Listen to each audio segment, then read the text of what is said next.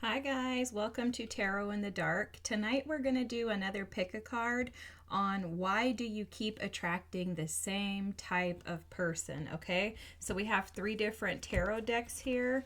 Let's just dig in, I'll shuffle, and we'll see what cards come out for why you keep attracting the same type of person. Alrighty, so the first pile we have the vice versa tarot deck.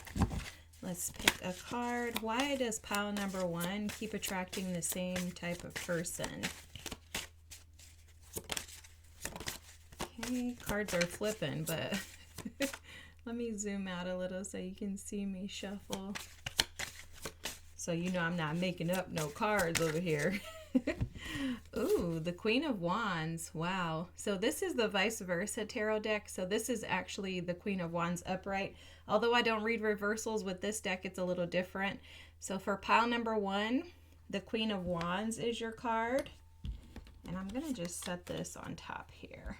Let's do that. All right, let's do pile number 2.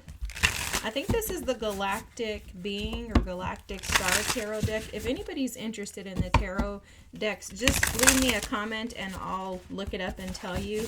I just have so many tarot decks that I don't remember the names, and oracle decks. So for pile number 2, why do you keep attracting the same type of person? Why does pile number 2 keep attracting the same type of person? Okay, the 9 of Cups, you'll notice that it did come out in the reverse, so we'll just make note of that. This is the 9 of Cups for pile number 2. Okay, let's put this down here. And for pile number 3, this is like the Illuminescent, something like that. I bought this on a trip to Disneyland, and I love it. I love it. I love all these decks, but... Okay, for pile number 3, why do they keep attracting the same type of person? For pile number 3, whoa, we got a ton of cards. Okay, for pile number 3, why do they keep attracting the same type of person? All right, so the 3 of Swords and the 6 of Cups came out, but we're going to put them back and we're going to just get one. For the 3... Pile 3, I don't know why I was going to say the 3 of Cups. Why do they keep attracting the same type of person? Okay, wow, the Empress. You'll notice that that came out in reverse as well. Okay, so give me just a second. Let me zoom in. I'm going to sound the sound bowl, so I'm going to tune the sound bowl. I'll zoom in, get the camera situated, and give you a moment to select your pile. And if you don't want to, feel free to skip ahead to your pile. I'll see you on the other side either way, okay? Okay, guys, so for pile number 1, we have the Queen of Wands. For pile number 2, we have the 9 of Cups.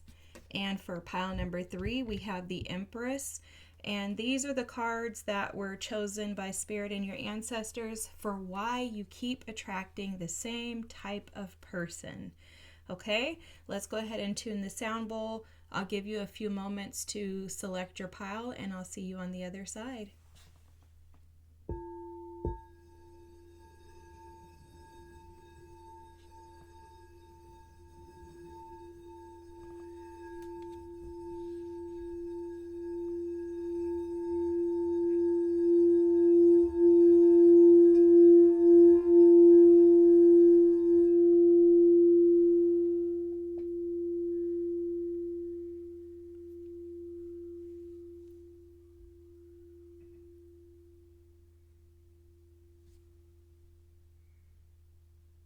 All right, pile number 1, if you chose the Queen of Wands, this is the reason why you keep attracting the same type of person. So, the interesting thing about this is, I'm sorry, I have to laugh because the way that stuff is shown to me is crazy sometimes, y'all. It's just crazy. So, you might be a little, you know what they're saying is like, how can I explain this? like an F boy. That's what they're saying to me. Okay, you don't have to be a boy. They're saying that you may tend to attract people due to schmexual reasons initially. So for example, what they're showing is that you may tend to attract the same type of person because your idea of attracting the person stems from like a sexual foundation. Okay, that's the best way to describe it. And what they're saying is that can produce a level of or a tendency to attract someone based on your schmexual attraction to them rather than actually like taking the time to get to know the person and establish a connection based on them being someone that you can intellectually, emotionally, or mentally connect to. Okay, so that's the first thing that's coming out. Another thing that they were showing is that a part of this has to do with your level of confidence. And the confidence that you have, there's something about your energy. It's like the way that you carry your confidence. I have to be honest with you. If you haven't watched any of my other readings, I'm very honest. My guides are very honest. Spirit is very honest.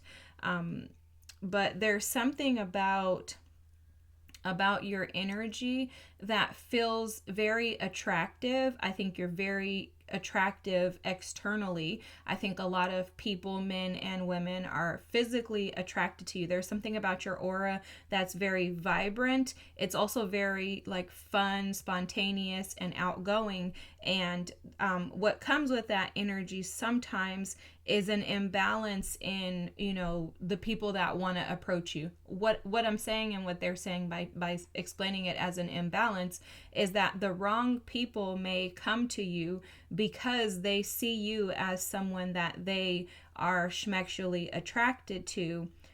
This is because of them, but it's also something in your aura and your energy that's very spontaneous and outgoing. Now, that doesn't mean that just because you're spontaneous and outgoing, that doesn't mean that you're automatically going to attract people in a schmexual manner, but there's something about your energy that they're saying presumes. Hold on, let me look this up. Whenever they tell me a word, I can figure out, most of the time I know what the words are. They're usually not telling me something I don't know, but I like to look it up to make sure that I'm not thinking that it's something else during the reading. Oh, okay. So it's like to take for granted, assume, or suppose. Okay. So assume, guess, infer, suppose. So there's something about your energy that makes people assume that you are used for schmexual purposes, right? So especially they're saying the opposite sex or whatever partners you're attracted to, even if it's same sex, there's something about your energy that's there's a potency that comes across, as far as people being very sexually attracted to you. There's really no other way for me to get around that, because that's what this is about. If this is not your pile, if you're not extremely attractive and don't notice that people tend to want to have schmex with you, then it may be a different pile that's for you. But this is for the person who's very schmexually attractive, and you're questioning why is that the energy that you keep drawing in, right? Like maybe you feel like you're ready for some stability, because that's what I'm picking up on in this reading, is that your energy exudes this specific type of energy, but you're not actually looking for that. Okay, so like this is how they're showing me all this. They're showing me like a young lady that's going out, and she has like little to no clothes on, right? And then men come over and they're like, oh my God, they're like touching on her, and she's like, I'm a virgin, like what are you doing? And for the men, her energy reads that she's accessible and available, but she's like, I'm not. I'm just dressing like this because I like to dress like this. So there's something about your energy that kind of reads that same way, to where people may misperceive perceive what you're trying to give to them or what you're willing to offer and give to them. But there's something about the way that you carry yourself. It's something in your aura, in your energy, in your personality that presents yourself that way. So let's see if we can dig in a little further, okay? Because I want to kind of get a better idea of why this perception is what it is about you. And I'm going to keep that Queen of Wands. Let's just keep her right there. Hopefully you can see her. Okay. It's given like a Lilith type energy where it's very, very schmexual. Okay, so we got the Nyx. Okay, so this, I don't know what the guidebook says, but we're going to look at it. And then look at the bottom of the deck here, stubbornness. Okay, so that could have something to do with this, that stubbornness. Maybe you tend to not want to believe that this is the way that you present yourself. Maybe you've been in denial. They're showing me like someone turning their like face from a mirror, like the Two of Swords energy. Okay, and it's almost as if I'm going to read this Nyx energy at the end of the reading, okay? But it's almost as if you may be avoiding or turning a blind eye to the fact that you present yourself this way, but it's because you're hiding behind some type of wound. There's a wound hidden behind all of this, because I can feel it. I can sense it. You can too. So you know exactly what I'm talking about. This wound could have been a schmexual wound that you hide behind. You know, like maybe you know, you've felt oftentimes like you've had to metaphorically like prostitute yourself out in order for you to be able to live the life or to get what it is that you desire, and that maybe has played a role on your psyche that that's what you're worth or that's what you're deserving of. And so there's something embedded in this that is keeping you from attracting the type of person that you actually want, okay? There's also something here about you actually liking that type of person. Okay, this is explaining it. You may be liking, like, you know, someone who has this energy that you're attracting. However, it doesn't fit you long term. So it's like, I'm attracting it, I like it, but also a part of you knows that long term this isn't gonna allow you to have the stability that you're seeking, which is why you found this reading, because there's a version of you that's saying, like, I really do desire to have reciprocal love, but what's being reciprocated to you right now is what you believe about yourself. And that's coming through with this dreams coming true. This dreams coming true is the Nine of Cups, okay? And so this dreams coming true is about you maybe overindulging in the wrong type of energies due to the fact that you are hiding behind this image. So then you have this conjunction with the union, okay? This is okay. So this Pluto here, this is Pluto. I always think of Pluto as like Lilith energy because it's scorpionic energy. Lilith for me, like the dark feminine energy. So I always think about that, like scorpionic energy. I hope you guys can see the cards. I'm having issues with my lighting, so it's something that I'm working on. But let's put this over here for now so we can see it. So the dreams coming true is the Nine of Cups. The way that this is reading, though, is that so you're seeking happiness, you're seeking fulfillment. The energy that you've been operating in, the people that you've been attracting have not provided that for you.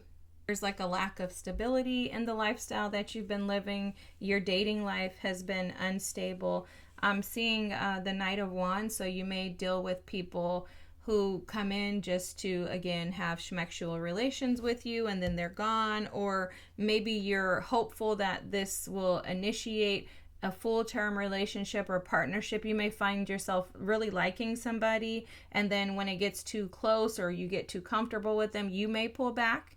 If not that other person, you may have been ghosted. Like, it's the energy of not finding someone who can consistently do what they say they're going to do, or consistently show up for you in the way that you really desire for a relationship to be reciprocated. But the challenge here is that the attraction is coming in because this is in your energy. There's something about a murkiness within you. So there's, and the way that it's being shown to me is that there's no clarity as to who you really, like, as far as you knowing yourself. Okay, so let's make this clear. So it's definitely not a judgment, and it's definitely not a sign that there's something wrong with you. But it doesn't feel to me, based on the energy, like you've had the opportunity to sit with yourself and really come into union with you. So a part of healing is finding yourself in this space, okay? So I have been here. It's very hard, okay? It's very overwhelming, and it feels very isolating. It also feels very difficult because with the Pluto energy here, you're being guided to this reading in order for you to be alerted to the fact that you're attracting the same type of person because this is who you are, okay? You're attracting people who are non-committal because there's a version of you that's not committing to yourself.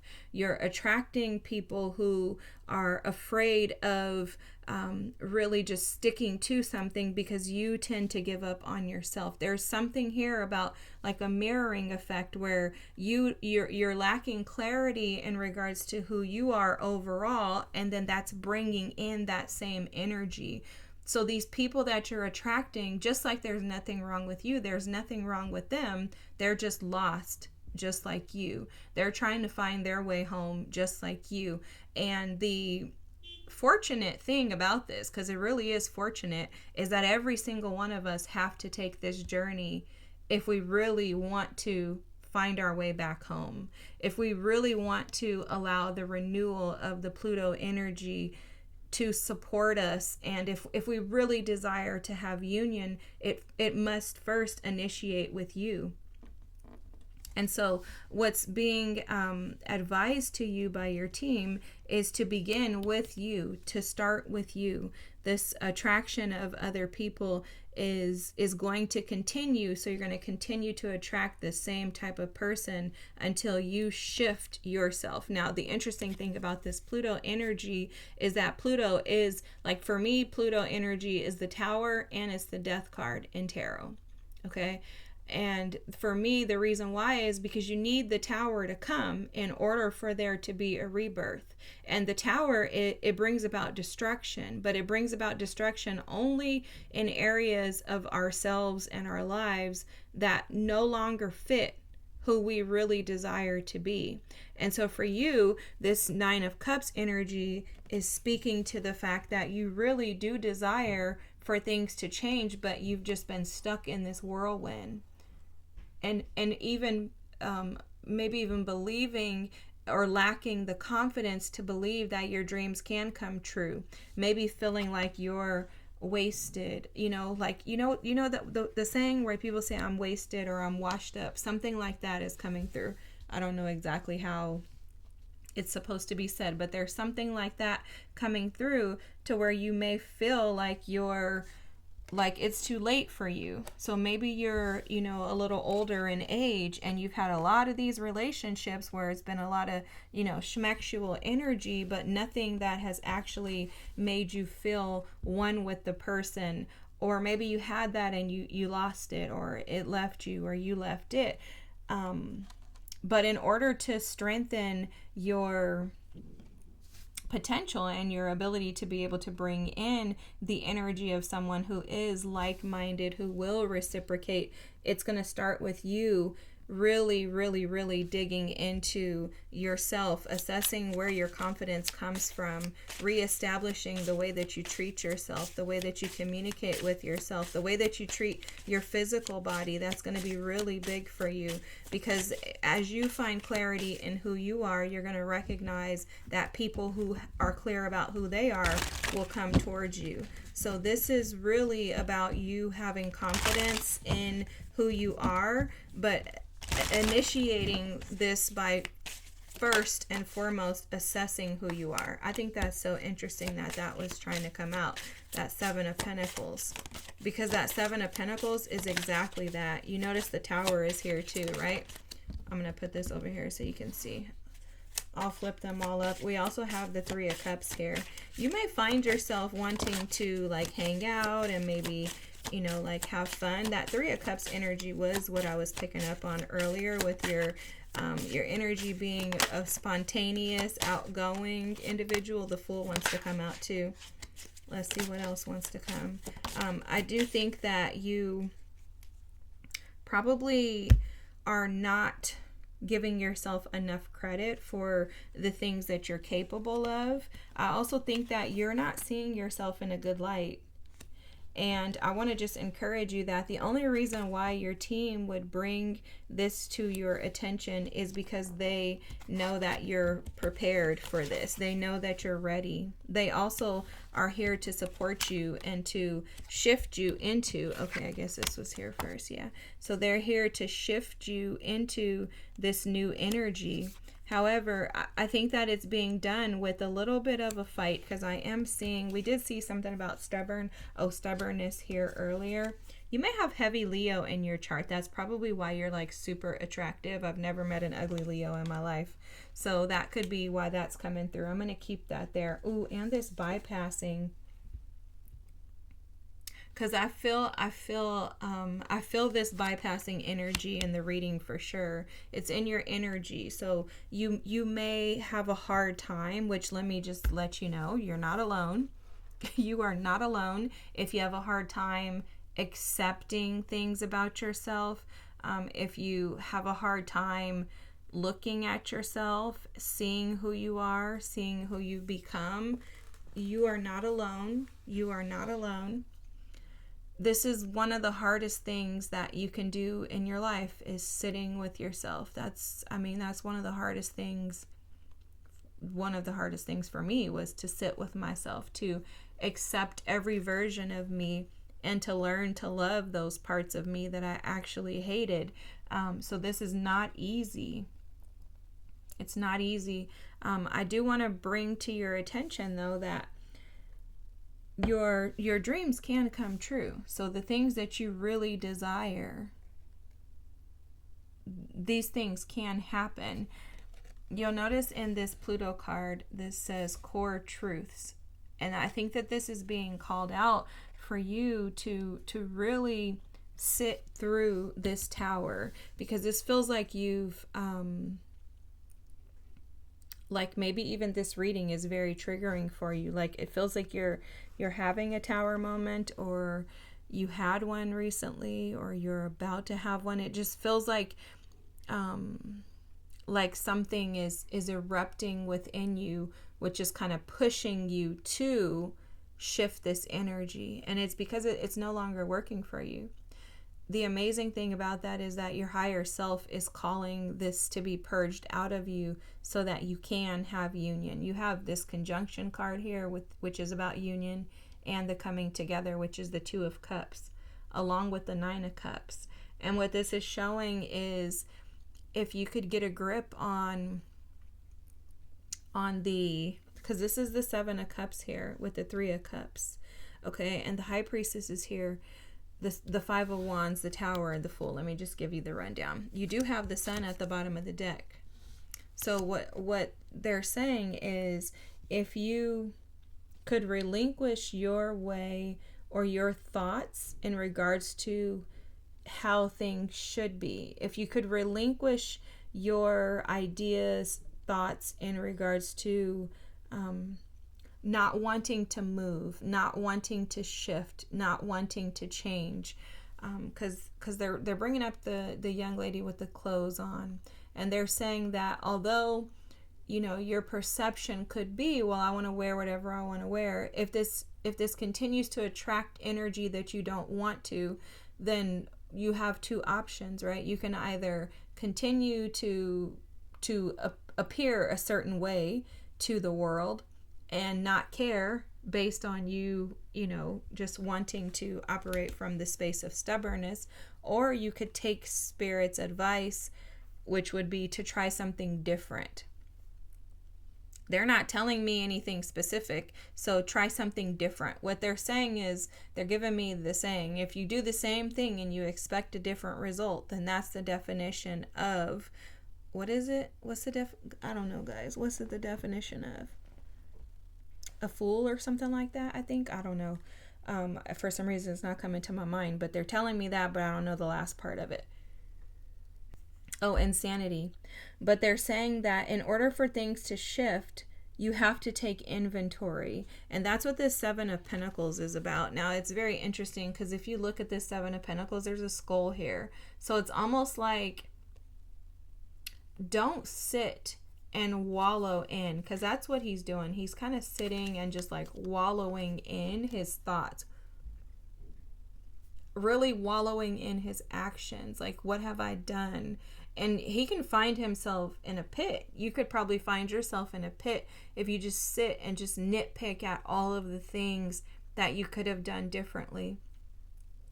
Because the reality of that is that every single one of us could have done things differently. None of us are perfect. And I don't know if you have been told, oh, you have, you know, slept with too many people, this happened to you. Again, they're showing me like that wasted or washed up. I don't know how to say it, but however you say it, they're showing me that or saying that to me. So maybe someone lied and told you that, and maybe you've just kind of sat with that. Maybe you've kept the wrong company around with this Three of Cups that may keep you in that energy. Like, you know, it's like showing up as like, you know, a 60-year-old goes to the club every night, you know, like it's showing up as that.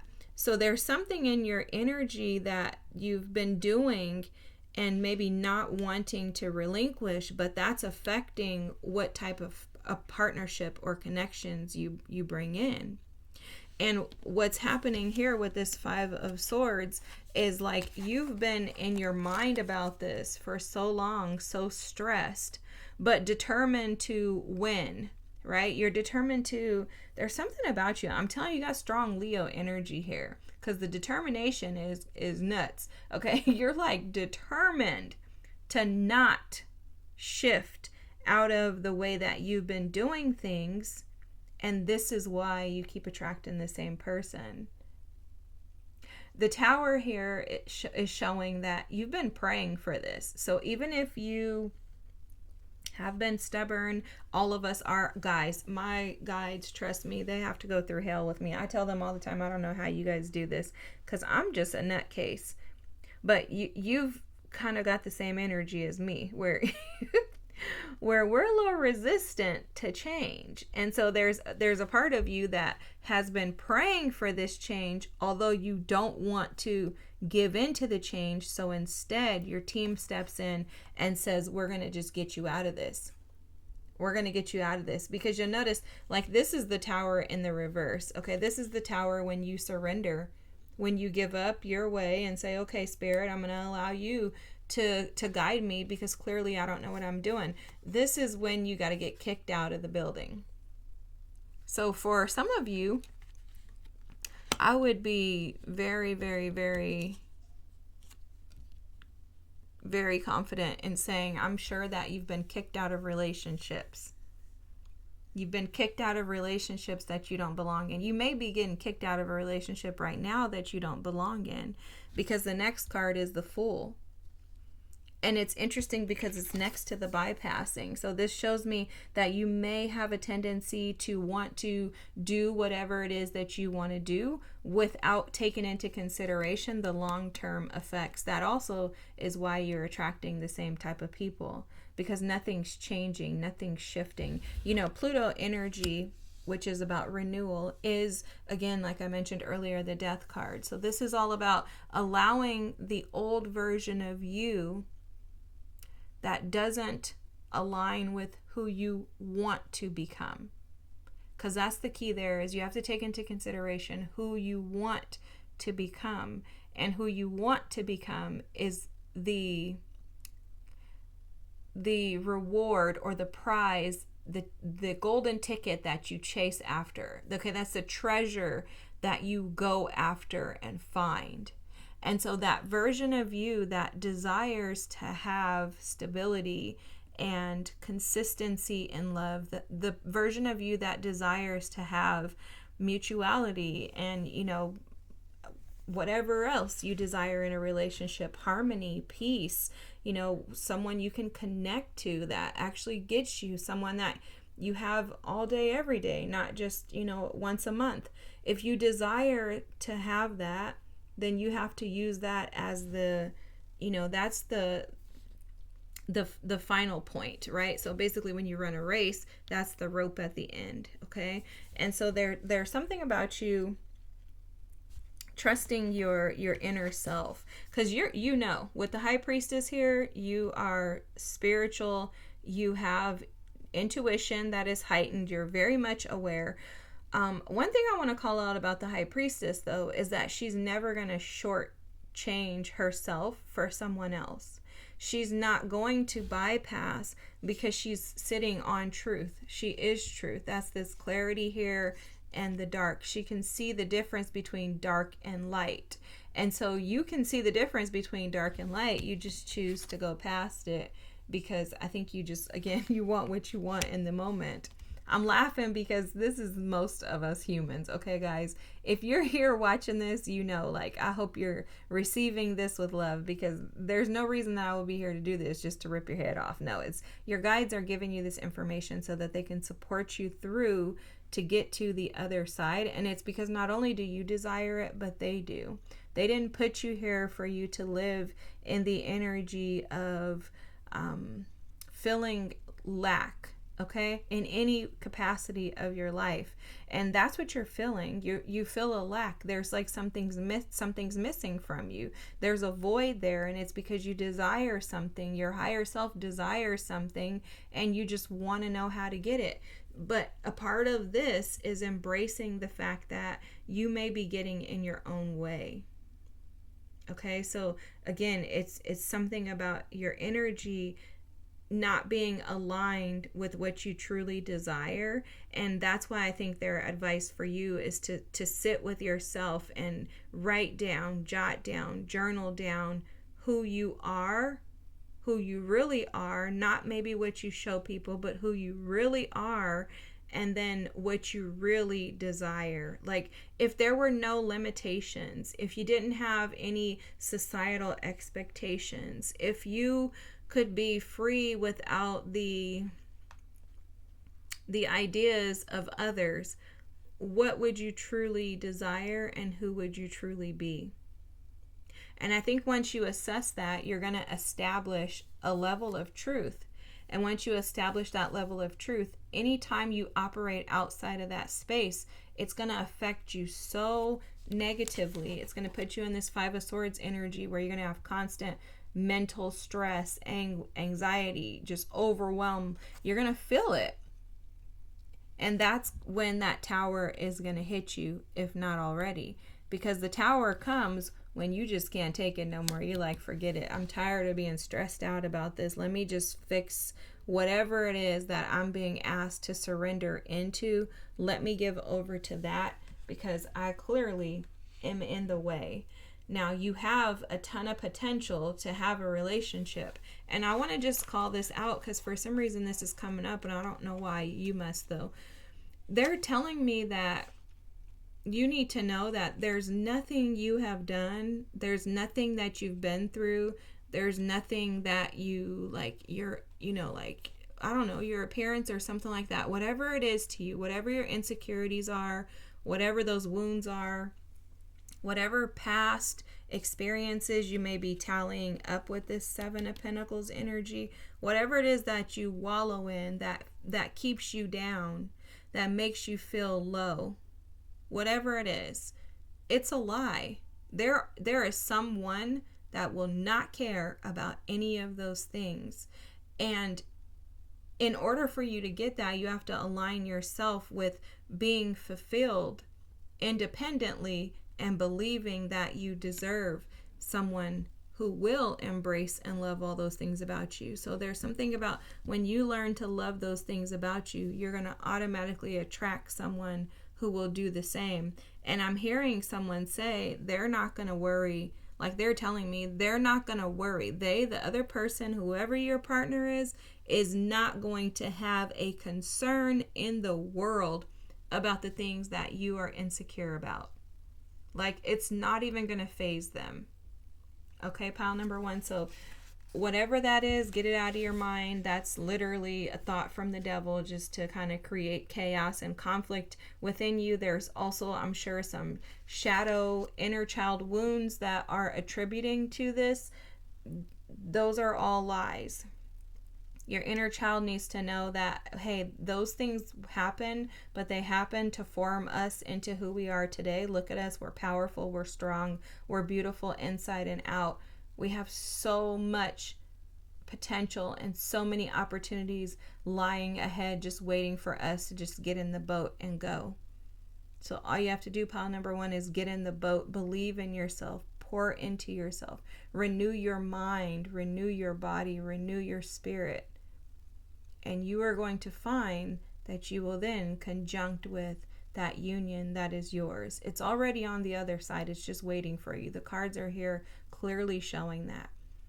It's going to require that you just take this leap of faith, no longer bypassing what you know is not good for you. Remove the stubbornness by getting out of the way and just throw up the white flag and surrender yourself over to doing something that you've never done before and see what type of results you get. So let's read this Nyx card, okay? I'm going to try to hold it up so you can take a screenshot if you want. Okay. This is Embrace the Mystery. All right. This is the Dark Goddess suite. That's interesting because that's what I was picking up on with your energy too.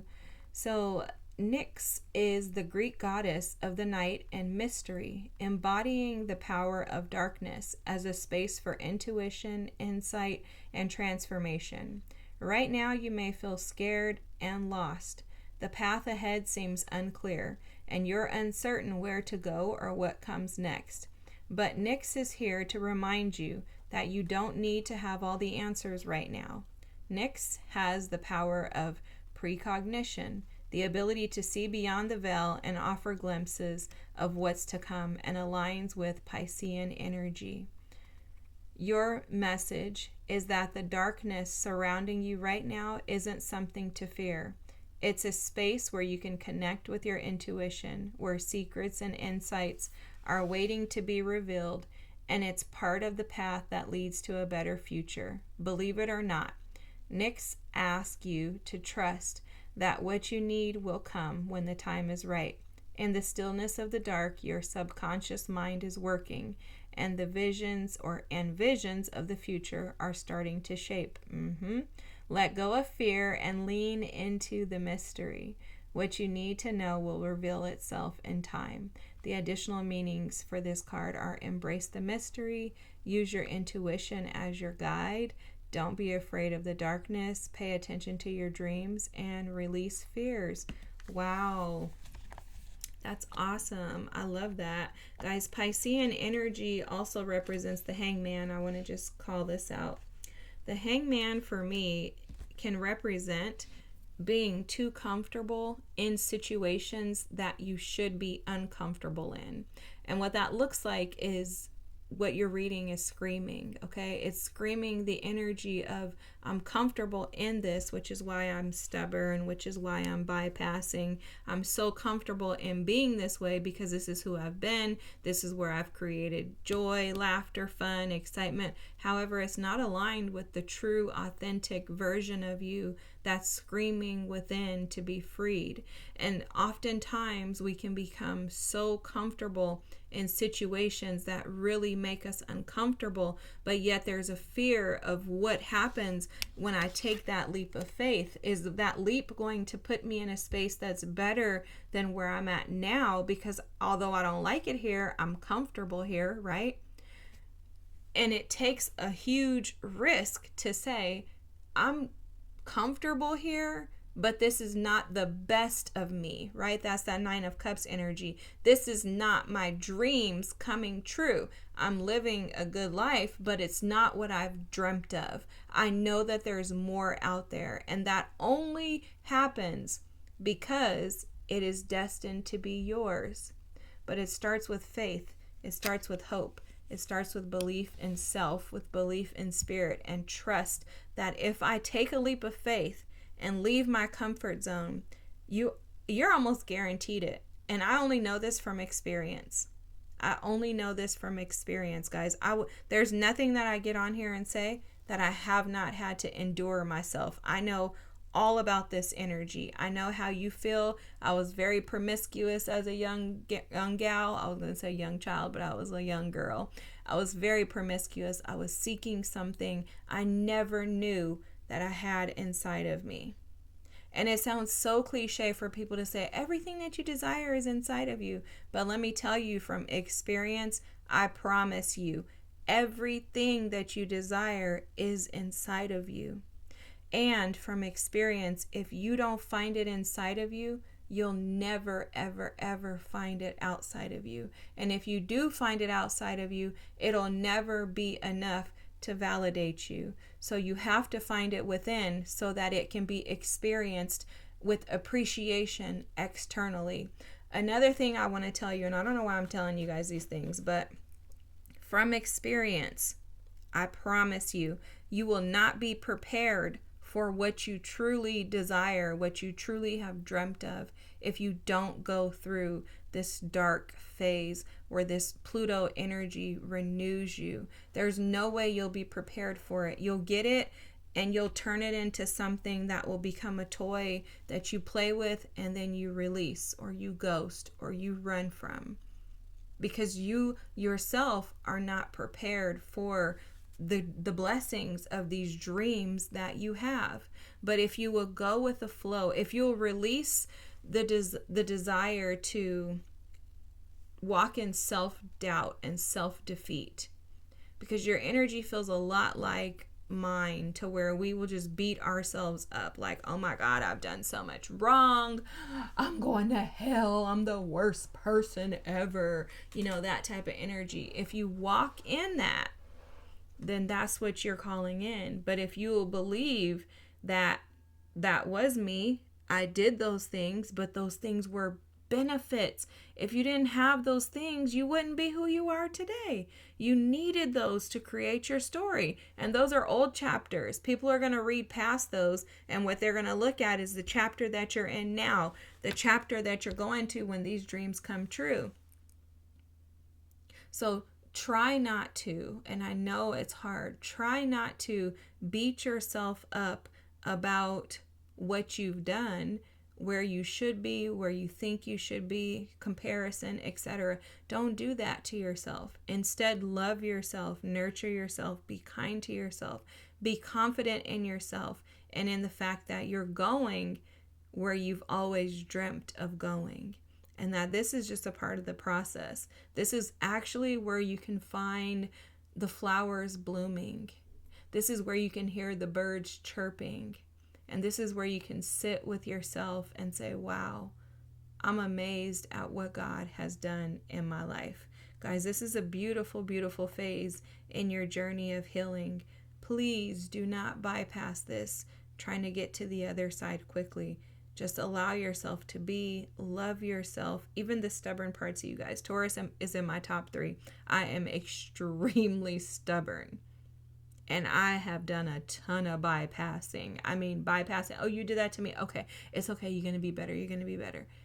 Guess what? It happens. It happens. It's a part of my story. It's a part of your story.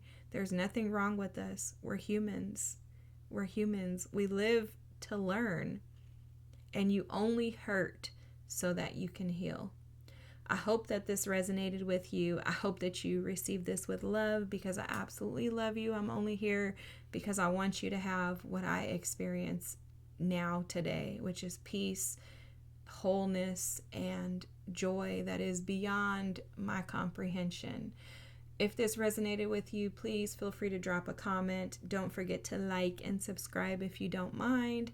And I'm looking forward to hearing you attract something completely new as you are becoming renewed. Have a great night, pile number 1. I'll see you next time. Thank you guys for being here. Bye. Pile number 2.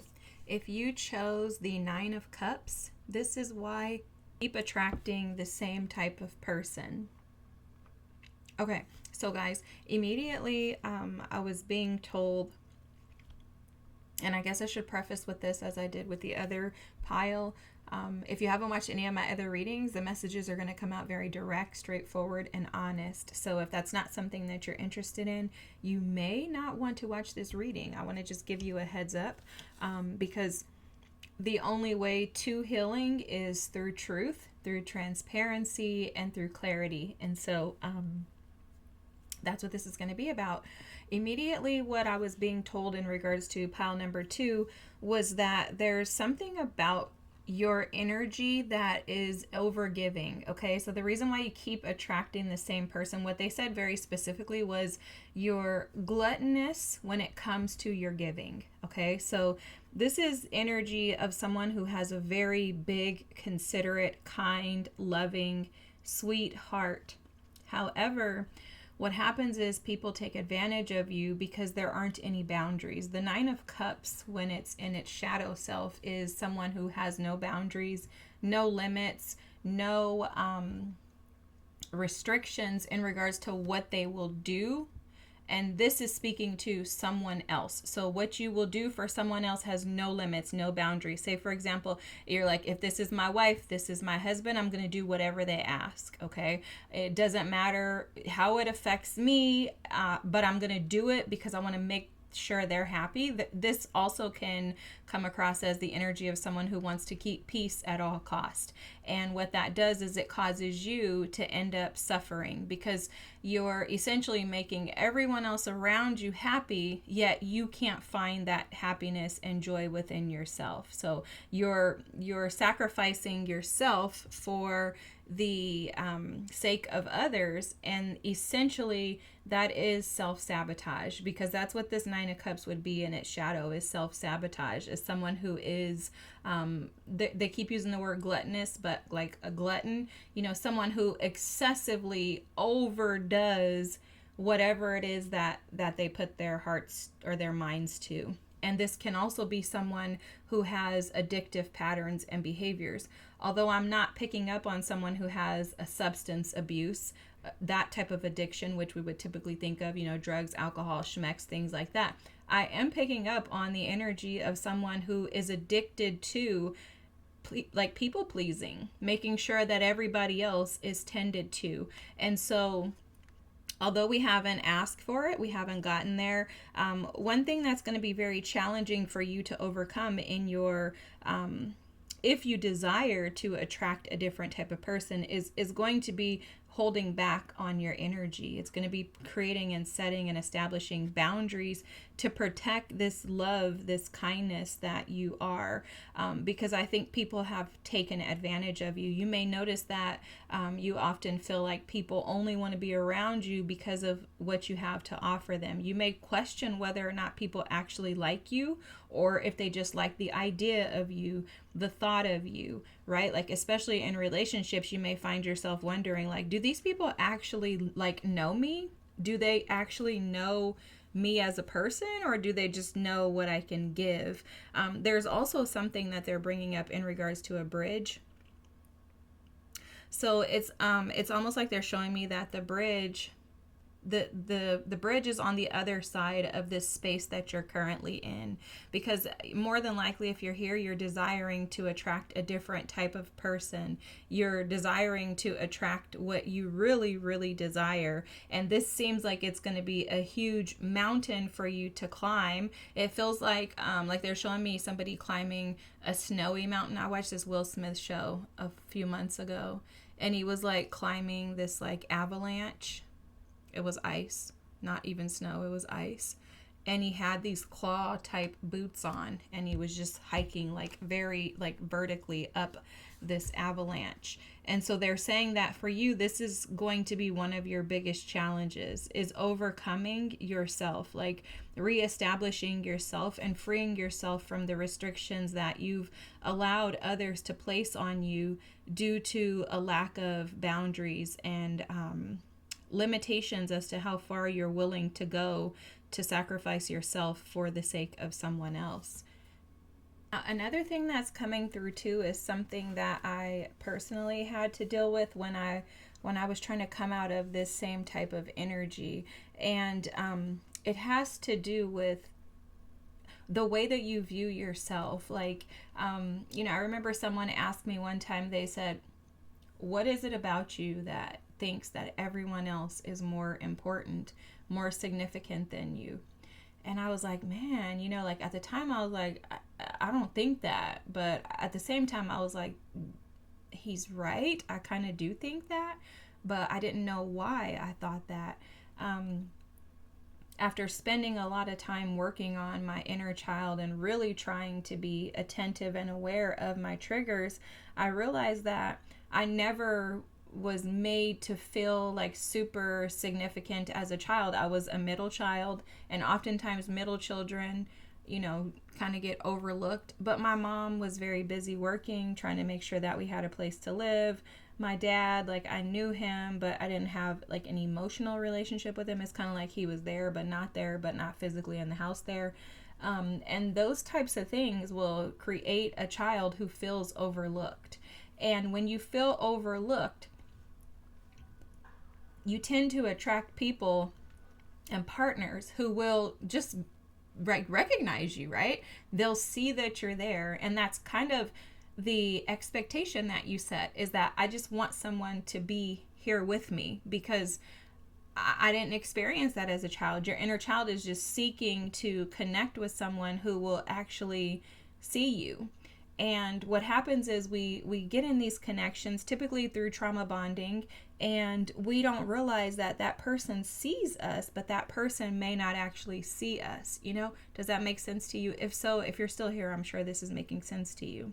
And then through my very unhealthy 20-year marriage that I was in, that I, found myself in through trauma bonding, and I didn't realize that until I was disconnected from it. I realized that, like he sees me, but he doesn't see me. He sees me for all of the benefits that come with me. He sees me for everything that I've given to him. And actually he sees me through the lens of who I've made him to be. Now, I don't know if that makes sense to you, but what happens is when you trauma bond with someone, you create an image of who you want them to be, and then that becomes the like holy grail. It's like, that's it. This person is this, and that. And then when you step back, or when you become awakened and enlightened, you begin to realize, like, wait a second, I made this person that. He wasn't that. I made him this. So like, I didn't even give him the opportunity to establish his own identity, because as soon as I met him, he came in and I'm like, oh my God, you're different than anybody else, so you must be this guy. But I didn't allow him to create his own identity. And the reason why I didn't allow him to create his own identity, and I created it for him, was because I had an idea of what I wanted things to be, and that's what I was going to make him. On top of that, I didn't have an identity for myself. And I honestly didn't even ever establish my own personal identity until I left him. I walked away. And then that's when I stopped and I said, wow, like, I'm in my 40s and I've never actually like been happy. I've also never actually like I've had moments of happiness, but the joy is what was missing, like where I could just be joyful and happy with nothing, like just by myself. That never was a thing for me. And I was asking myself these questions. Why do I keep attracting the same type of person? Like, what is it about me that would bring upon this 20-year marriage where this person did the exact same thing to me that my boyfriends did when I was a teenager, you know, because we started dating very young. And I was just like, what is it about me? It must be me, because it can't be them. They can't all, it's literally like I was dating the same person in a different physical body. That personality type was the same. The energy of them, the charisma, the desire to be seen, validated, all of those things were the exact same thing as the boyfriends that I had, or the people that I even dated or talked to prior to him. And so I began to look at myself and say, what is it about me?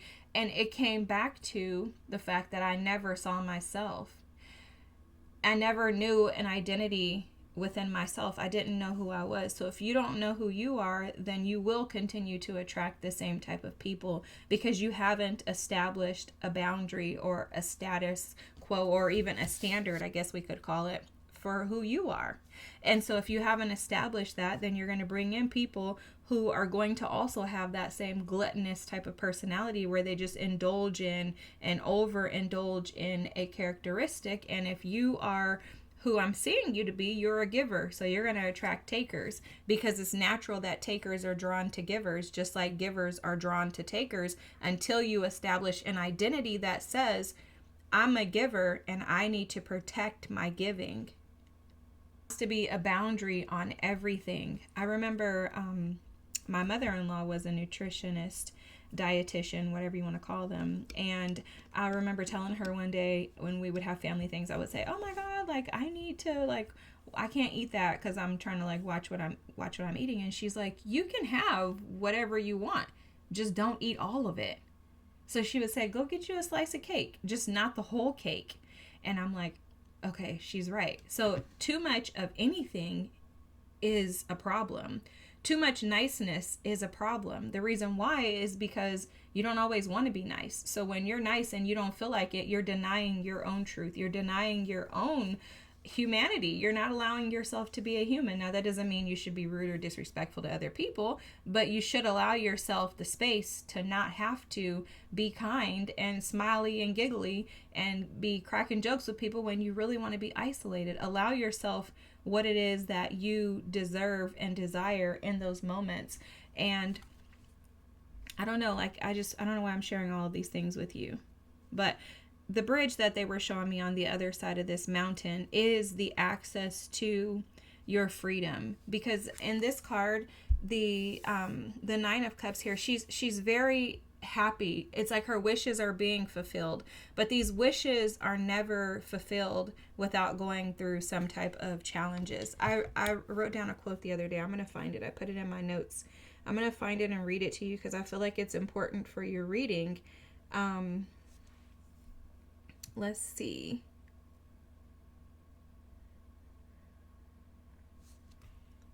So it reads, I never met a strong person who had an easy past. And this is by Bear Grylls. Okay, I never met a strong person who had an easy past. And that is literally for you, okay? Your past hasn't been easy, which is why you've had a hard time with attracting people that don't make your life any easier.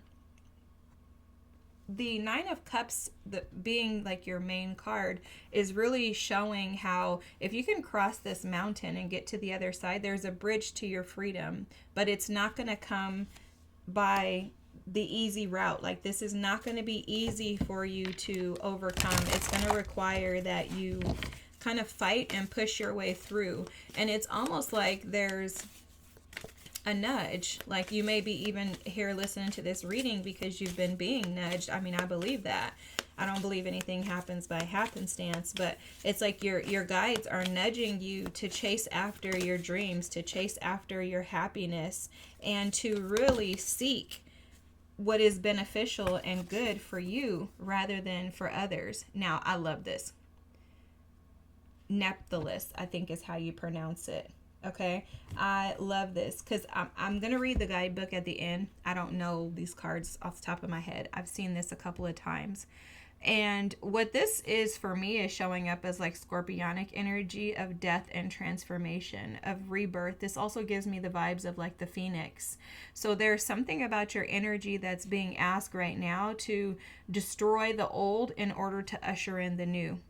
And it's literally like this mountain is in the background back here, but it's dried up, right? There's no more ice because you've conquered it. So there's something about your heart too that they're showing me, where your heart may have been, or maybe even right now, may have or may be frozen.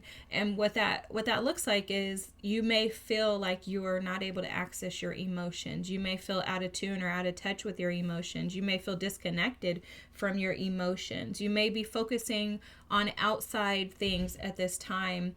Even if you're in a relationship, you may be focusing on work, school.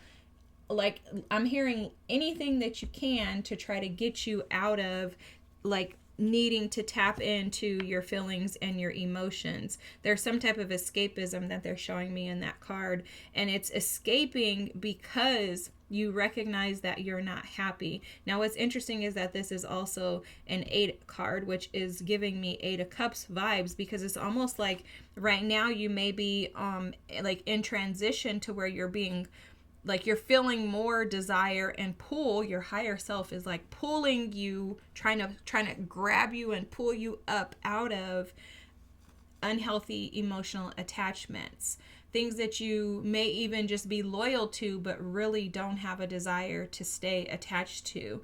And this reading and your guides may be saying, hey, you want to know why you're attracting the same type of person, is because you're not recognizing who you are. You're not recognizing your power. You're also not maybe able or not aware of how to establish appropriate boundaries in order to dissolve that old way of being. But let me tell you something with this Nephthys energy. You are recognizing that there's something greater on the other side.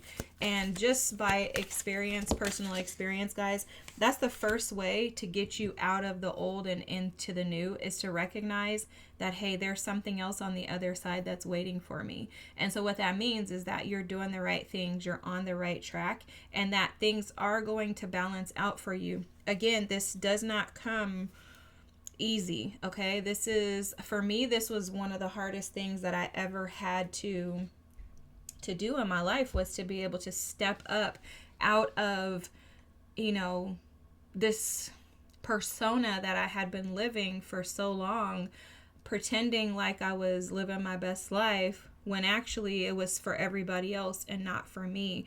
And so that's what's happening within you right now, is that you're being called out to shed that old skin so that you can step into your new. And it is going to be beautiful. I love this because this rebuild card, guys, guess what this is? This is the Tower.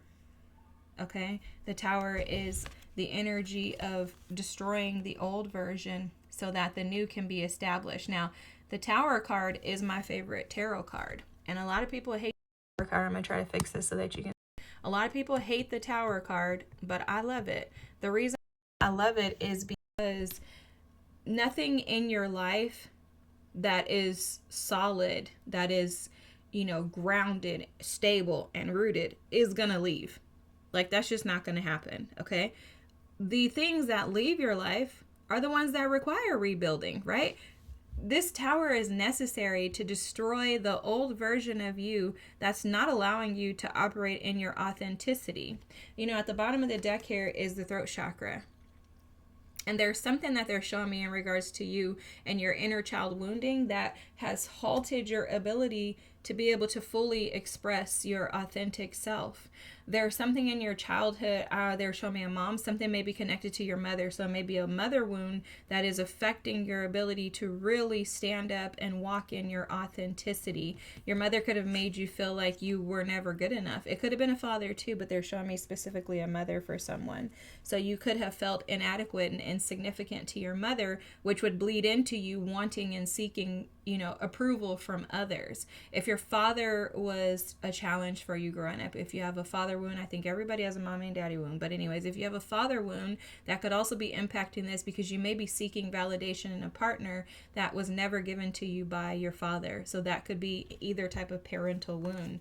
But there's a lot of Piscean energy here on the table. I was going to mention that earlier. This is the High Priestess.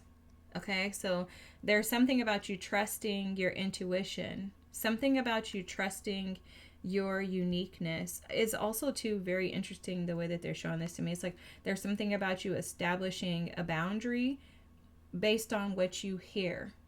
Okay, so maybe you are clairvoyant, clairaudient, where you can hear things. Okay, if you're hearing things, it's your guides leading you to this. So they're saying specifically to follow that voice, because that voice is leading you to your dream life. That voice is leading you to your wishes being fulfilled. Like, that voice is your higher self. It's a voice that you can trust, because they're also showing me something about trust issues here. So you may have challenges trusting people. Maybe you had parents that you couldn't trust. Something about parents who didn't listen to you. I don't know. Something like that is coming through. Wow. Okay. Yeah. So this is definitely exactly what we were just talking about. The 11th house, this is Aquarian energy. This is about your social groups, okay? It says community, but it's the people that are around you. So you may be influenced by the people that are around you. Now, what's coming through very heavily here is the fact that if you are involved in a social group that may have a specific religious belief, that could have been affecting the way that you see yourself. And maybe you were seeing yourself, because this Aries first house energy is all about the I am. It's the way that you see yourself, your identity that is established within you. And this may be rooted and grounded. Your identity may be rooted and grounded in some type of religious practices or beliefs, and you may be unidentifying with those beliefs or practices and trying to establish your own identity. There may be an awakening or recognition that I keep attracting the same type of people in my life because I'm staying around these people first and foremost. But secondly, maybe because of the way that I perceive myself, there may be a version of you that thinks that you deserve what you have, or that this is as good as it can get.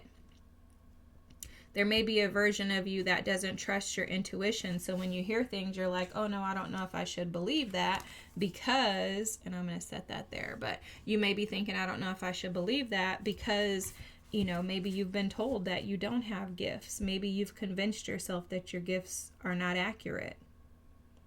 But there's something about protecting yourself. There's heavy energy here of you being protected, but there's also something about you needing to establish boundaries to protect yourself. They're also showing me this Nephthys energy as someone who has some type of spiritual authority. And so that would make sense, because oftentimes when you don't realize who you are in the spirit realm, you tend to take on the identity of who the world wants to make you out to be. And that's because it's like you're going with the societal standards or the societal norms. It's 2222 right now when I just looked at the clock on the camera. But so there may be something about you being misaligned with your authentic self. And that's the reason why you keep attracting the same person, which I think we basically were saying that earlier.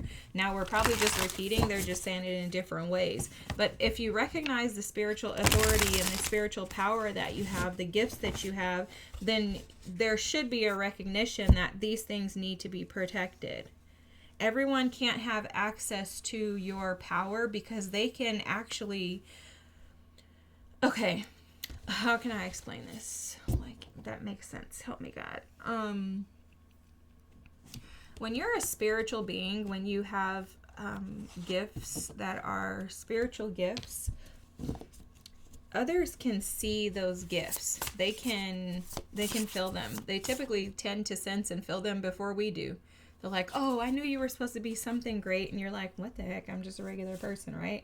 Like, you don't think there's anything spectacular about you. But other people, specifically other entities, dark entities, can sense and pick up on those things because they want to destroy you before you could even have a chance, right? They want to come in and create these destructive towers rather than positive, beneficial towers to kind of break you down. And that's why they keep telling you that this is not going to be easy for you to overcome this. However, if you overcome this and you start to put yourself first, being cautious of the people that you allow around you, you will recognize how powerful you are.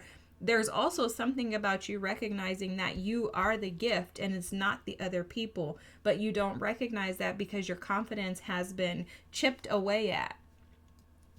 Okay, imagine I take this candle here and I fill this candle up. Okay, say I fill this candle up with a green substance like a kryptonite.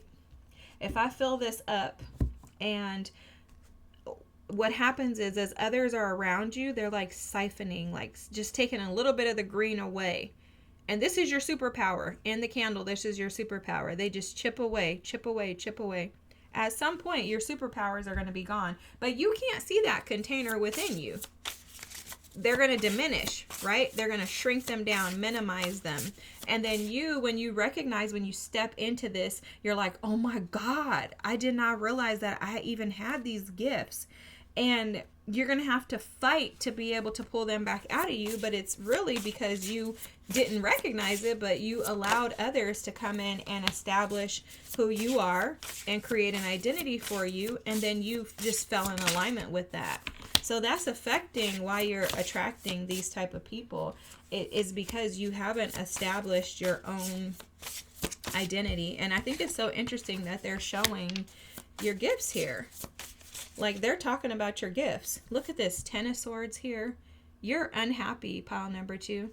You don't like the fact that you're attracting these same type of people. I would even go as far as to say you probably don't even like these people. You're just comfortable. This 4 of Wands speaks of comfort. It speaks of home. It speaks of community. It also speaks of celebration. But you know what is coming through in this 4 of Wands card is that your tribe, your soul tribe, your true community, the people who are actually supposed to be a part of your life are tugging at you right now.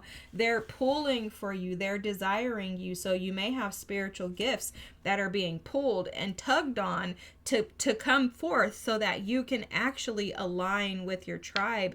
But I do think that this is very, very, very, very challenging for you because I'm seeing a ton of mental energy, anguish. I can even feel it in my head with this headache. There's a question and a challenge. It has to do with loyalty too, and I'm not sure that you recognize it in this way. But there's something to do with this 9 of Swords, the 5 of Swords. You also have the Ace of Wands here, so we'll get to that. Let's go here first, though. There's some type of lie that you've been convinced of in regards to you operating through your spiritual gifts and being your authentic self. It's interesting because it's almost like your spiritual gifts not being able to be let out. They're showing it as like you have like this treasure box that you've just buried under the house.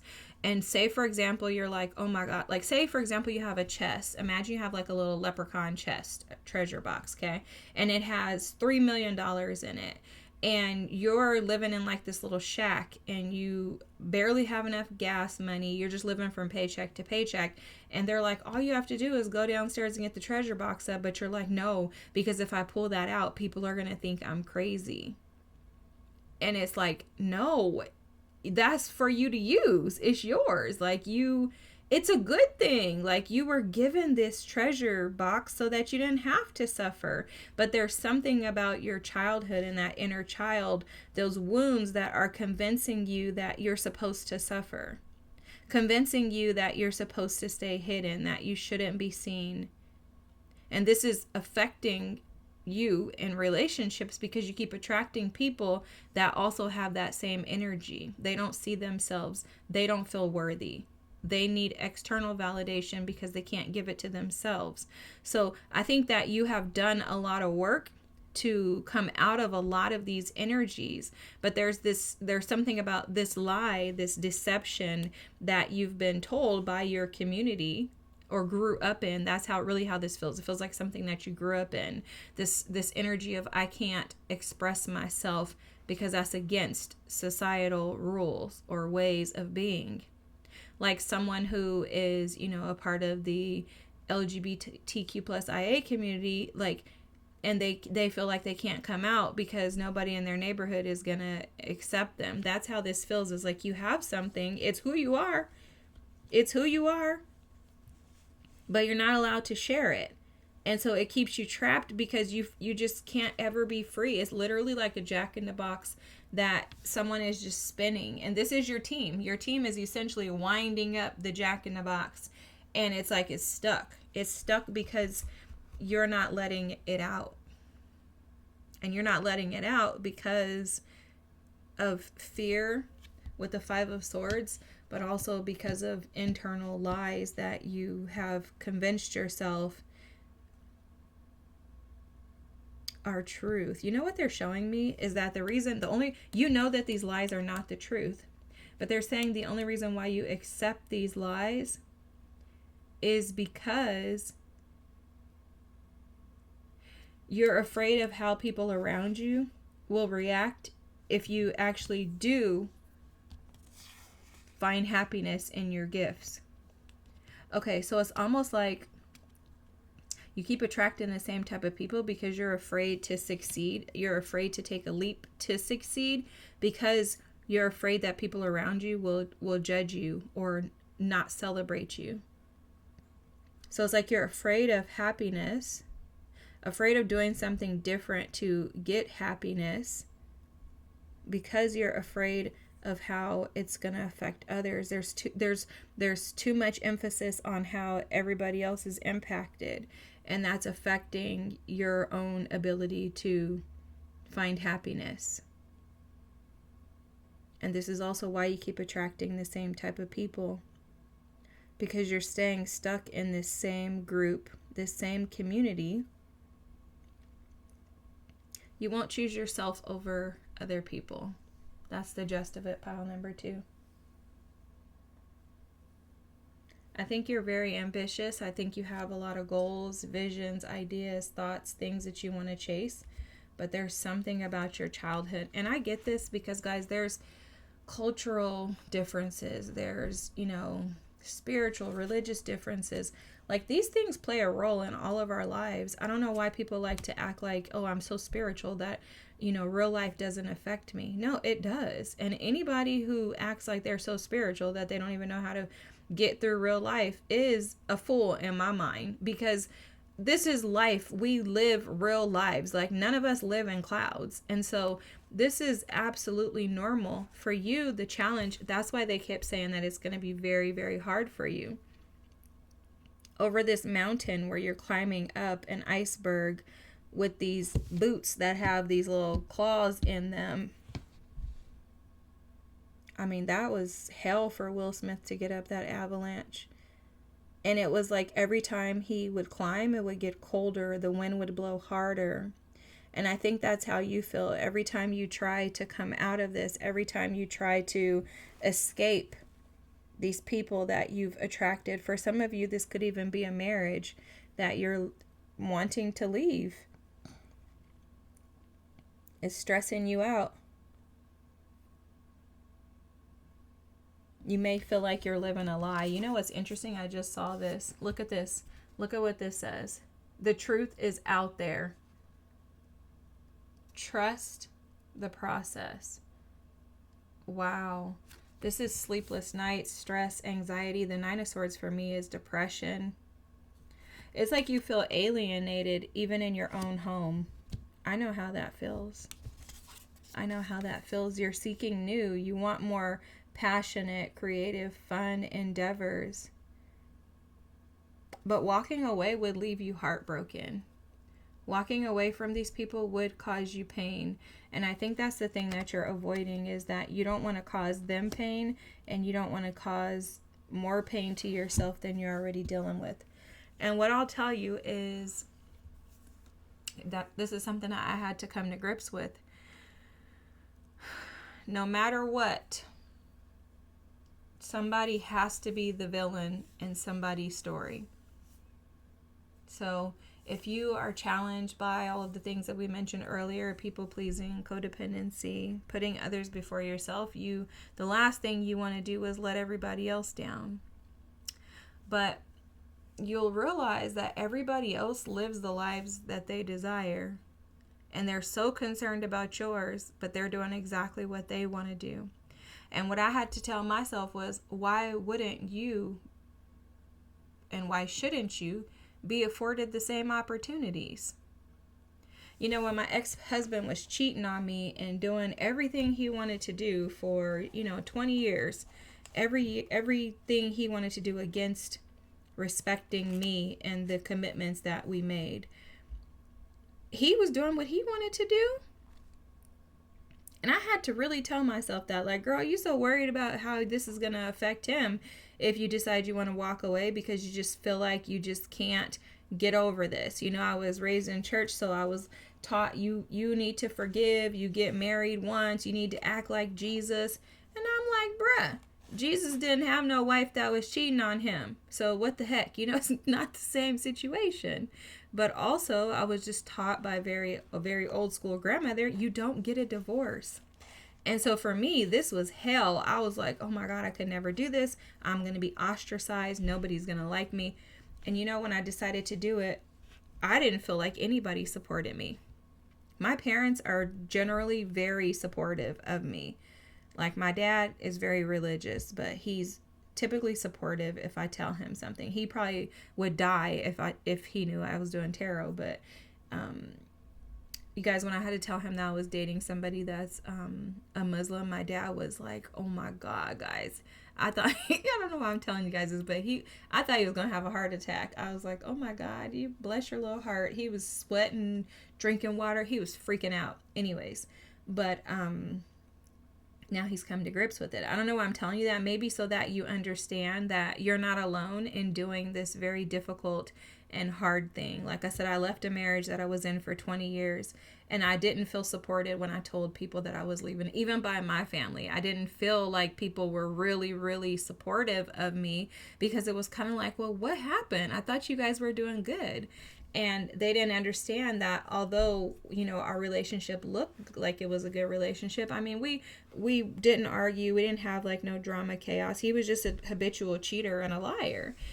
They didn't know that internally I was dying because I was suffering because I couldn't get over the fact that he cheated on me and did all the stuff that he did. I mean, it wasn't just cheating. It was excessive. And, it was just a bunch of other stuff. He went to prison, and it was just a lot, guys, like a lot. Okay, my story is crazy, as is yours, I'm sure.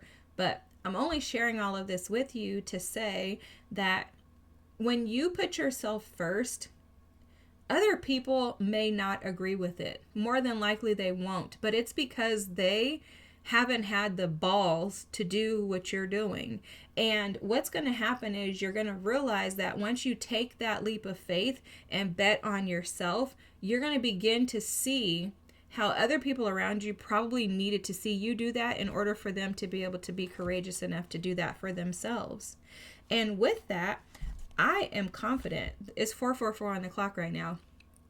I'm confident that you have spiritual gifts that are going to assist and support you in rebuilding. So I don't know why I'm telling you guys all this. If you need something, drop your email in the comments and, or shoot me an email. I'm pretty sure my email address is listed there. It's tarotinthedark@gmail.com. But send me an email if you need help, support, if whatever you need, guys. I'm totally here for you guys. If you need a worksheet, if you have something in mind, you're like, I really just need help with figuring this out, just ask me, okay? That's why I'm here, to support you in the ways that I can. But when I left, I was like, I don't know what I'm going to do. For 20 years, I've been with this man. I've never had to do anything by myself. God, I'm just going to trust that you're going to help me. And I applied for an apartment on Wednesday, I think. Friday, I had the keys.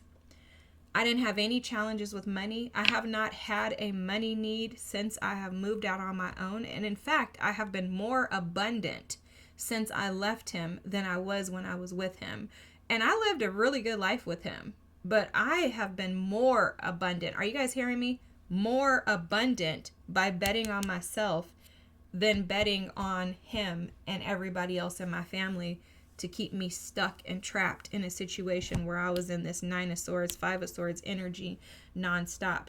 You may be feeling like you keep attracting these same type of people, and now it's almost like it's coming to a closure for you where you can't continue to do that anymore. And that's because your gifts are urging and nudging you to step into your authenticity.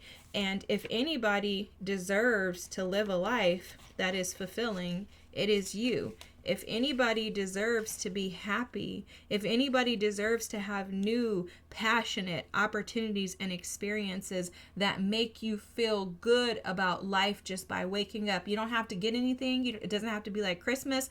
You're just like, man, I'm just happy to be alive. It's you, pile number 2. So you're the reason why you keep attracting the same type of person, but you're also the reason why you're going to come out of this on the other side with this 9 of Cups energy to where your wishes are going to begin to be fulfilled. Let's read this Nephthys card, okay? We're going to read the book, and then I'm going to close out your reading. All right, so hopefully you guys can see. Feel free to take a picture, and then I'm just going to read, and we'll get you out of here. All right. Nephthys is the Egyptian goddess who guides us through life's difficult transformations. Helping us release the past and embrace the healing process to emerge stronger and renewed. Sometimes depicted with falcon wings, these represent her role in guiding souls to the afterlife and protecting them like a mother bird. Your life is changing now, and that isn't necessarily easy. Most people don't love change unless they have planned for it. But right now, you are being asked to trust that you're going through this transformation for a reason. Nephthys, the goddess of transformation, redolent with Aquarius energy, brings you the empowerment to navigate change with grace and wisdom. She teaches that change doesn't need to be chaotic. It can be purposeful. Wow, that's powerful. It can be a purposeful journey of release and renewal.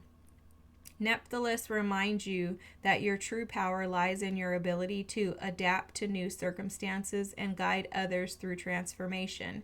Rather than resisting, embrace the process. Let go of what obviously no longer serves you, and trust that every shift brings you closer to the future you desire. You're being called to use your unique intuition and vision to shape the world in your own image. The changes you're going through now are not obstacles, but opportunities for growth. Harness your inner strength to empower yourself and others along the way. Adapt, renew, and transform. This is where your true power lies. Wow, guys, this is so powerful. I love this for you. One thing that I would tell myself on my journey was, instead of thinking that everything was going wrong, I would say, what happens if everything actually turns out the way that I want it to? What happens if I actually get my 9 of Cups? And as someone who is actually reaping the rewards, the harvest, and the manifestations of everything that I ever dreamt of, I promise you, when you bet on you, nothing can go wrong, and your wishes will be fulfilled. I promise you guys, I literally don't have anything that I want that I don't already have. There's nothing that I want, nothing that I need that I do not have. I mean, my man is amazing, above and beyond what I ever dreamt or asked for. Literally to the point to where he started to confirm to me when I first met him, this is why God put me here in your life. And I'm like, how would you know that? Only God knew these things that I was praying specifically for. On top of that, my child, my son, has not suffered not one bit behind this.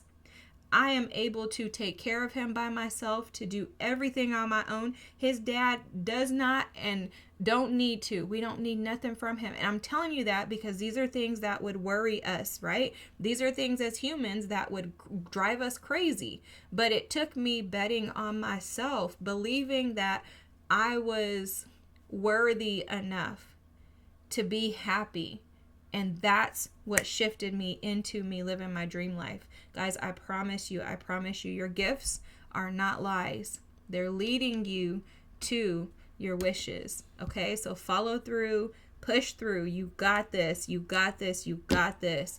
I'm telling you guys, you're not going to attract the same type of person after this, because you are shifting into the new version of you, which is seeking your happiness over making sure everybody else is happy. This is amazing. I love this for you. I want to actually start crying because I know how hard this is to push through this energy. Like, I know. You're not alone. You're going to get through this. You're going to make it to the other side. And you are going to be so proud of yourself when you see how powerful you are and how you can conquer anything that has been thrown your way and that has come your way. You've done it before. You're going to do it again. So let's get you to the other side so we can celebrate together, pile number 2. I'm so proud of you. Please, please keep going. You deserve this. I promise you it's going to be better. If this resonated with you, please drop a comment. Thank you guys for being here. I feel so blessed right now. Thank you for being here. Like and subscribe if you haven't already. And I'll see you next week. Thanks so much, guys. Bye. Pile number 3. If you chose the Empress card, this is why you keep attracting the same type of person. Okay, so I just finished pile number 2. It was powerful as heck. Your reading is going to be powerful as heck as well. Let me tell you why. Pile number 1, 2. These readings are blowing me away, but you... it's not funny, but it's like, dang, because you know what, this is what they're showing me. So it's like, you don't realize who you are. Like, you have no idea the abundance that you represent. And so it's almost like you're this little mushroom up here, but instead you keep making yourself the mushrooms that are on the ground. There's something about a lack of belief in your own power, in your own abilities, in your abundance. That's what I'm really picking up on. So what you're doing is you're attracting the mushrooms that are on the ground, because you keep putting yourself down there. It's they keep showing me you're just getting up off the seat and getting on the ground. And it's because there's something within you that wants to make other people feel good about themselves. I wasn't expecting that. There's something about you. You have a desire to make people feel good. And that probably has something to do with the fact that you haven't always felt like you deserve this seat up here. So it's almost like you don't believe that you deserve this seat. Instead, you think you should be down here.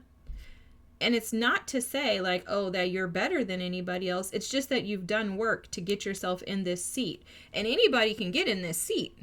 They just have to do the work to get themselves there. This seat is not for a select few. But what you do is you keep getting down here with these little mushrooms, and then they're like turning you their color rather than you staying this vibrant orange that you are.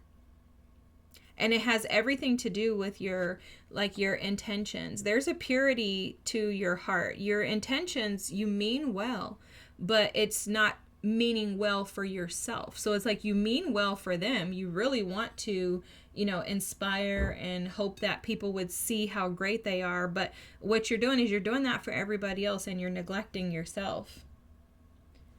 You're giving everybody else this emperor, empress energy, and you're making yourself like a page. And this has something to do with some type of wound around really like accepting the fact that, oh, I get it. There's something about you accepting the fact that if you deal with people who are of this same energy of you, then you are going to have to carry yourself in that way. And maybe you feel like that's a burden. Like, I don't want to be dating people that are at a higher, frequency. Let's just say it like that. Because then now that means I have to operate in that all the time. And it's easier if I just get on the ground with these mushrooms that I'm used to. Oh, I didn't know we were going there. Wow, pile number 3. So you may be a little challenged with being honest with yourself in regards to being how responsible you want to be. I'm hearing someone say like the weight is too heavy, like you don't want to do this because it's going to take too much out of you. It's easier to just get on the ground and play with them regular folks, right? Like it's easier if I just get down here and just play with the rest of them, and it's easier for you to blend in with the rest of them too. So there's something there about not wanting to be seen or called out or established in a specific way. Okay, that's interesting. There's something about you not wanting to be established in a specific way, and this way is someone who has these expectations, boundaries. Have you been told that you're too much? Has someone told you that you've dated, you're too much? You're asking for too much? Because that's how this feels, especially with this Morgan energy. I don't know what the guidebook says, guys. We're going to look at this at the end, but it's almost like this Morgan energy is an energy of someone who has to constantly ward off energies. And this is like a warding off energies that want to cause disruption. But you're missing the point here a little bit, pile number 3. I'm gonna be honest with you. If you don't know, I'm a very, very honest reader. My guides are like very direct. They're like, you want it, like to hear it, here it goes. For you, they're saying that the reason why you ward off these energies is not because of them, it's because of you. So there's it's something about you are not necessarily willing to accept the responsibility that comes with dating someone who's on your level. So instead you just ward them off. You're like, no. And it's not necessarily speaking to the fact that people are coming up to you, which I'm sure that they are with this Empress energy. What's happening is the wrong people are coming up to you, but the wrong people are coming up to you because the right people feel this warding off. They're like, no, don't go over there. She's not interested. She's got a sword and she's ready to attack anybody, which really is your energy that's reading this way.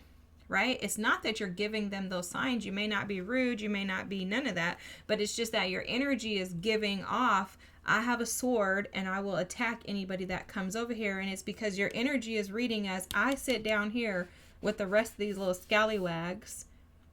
No offense to scallywags. But you're like, I sit down here with these scallywags. And so you guys who are emperors can't come near me because I don't trust myself, so I can't trust you. Whoa.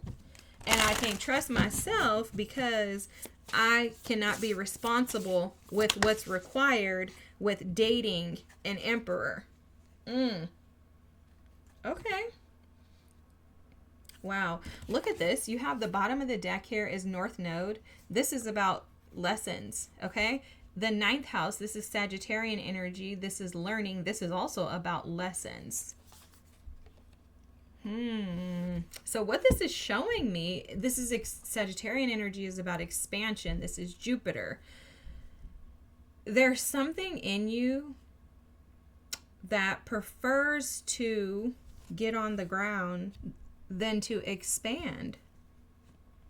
I would challenge you, pile number 3, with analyzing and assessing what version of you is afraid to be seen.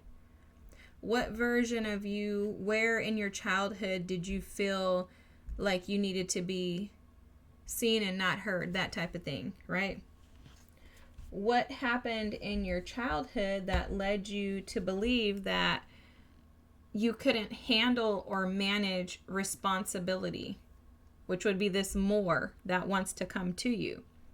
because you're drawn to this reading. You want to know why you keep attracting the same person, because your higher self is saying, we need somebody better than what you've been bringing us, sis or bro. Like, you haven't been bringing what we desire. Can you please go out and try again?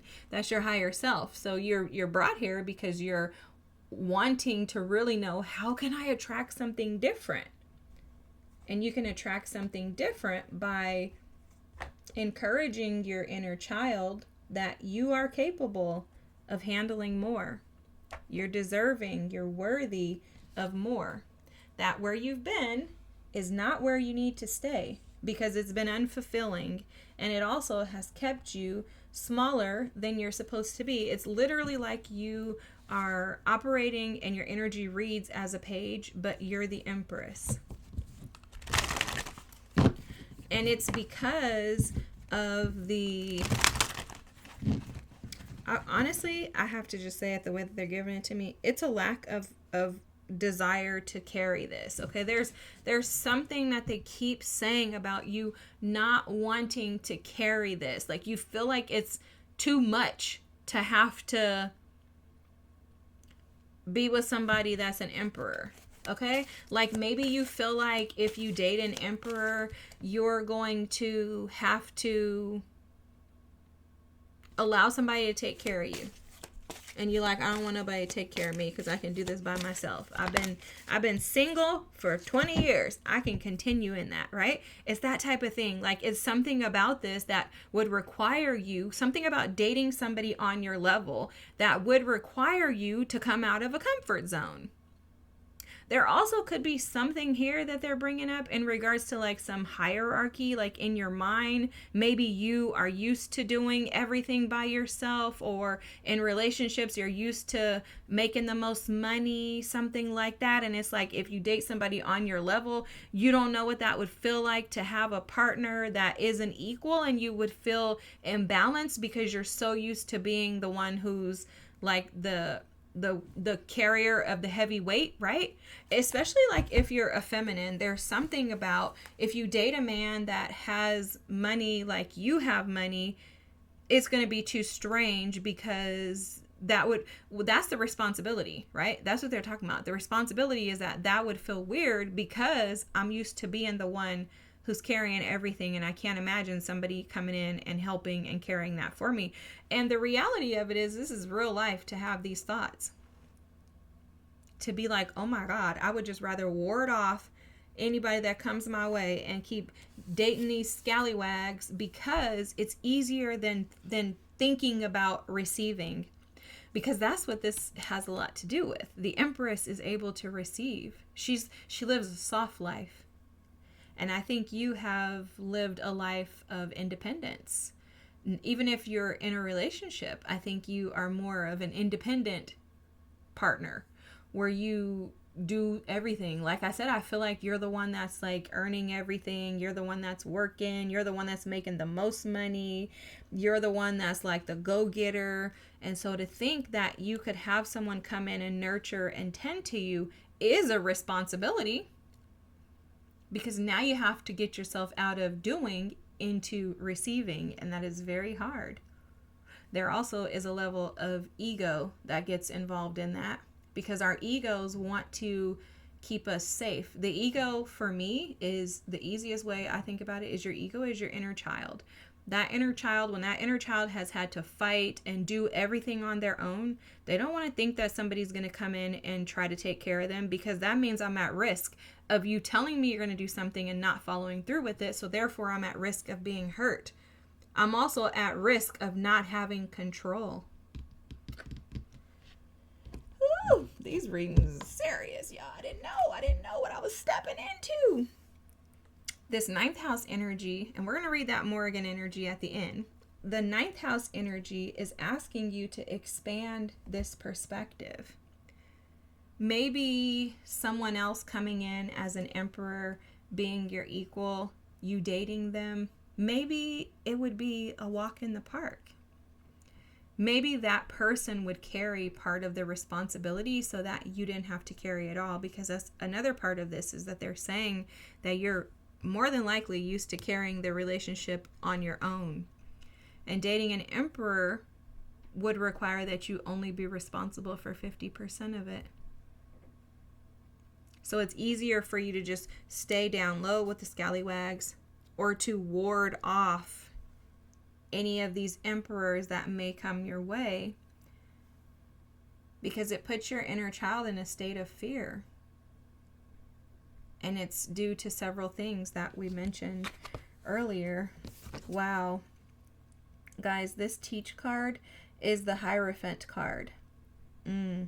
So you know what this is speaking to? This is speaking to the fact that there are some mindsets that you've been carrying.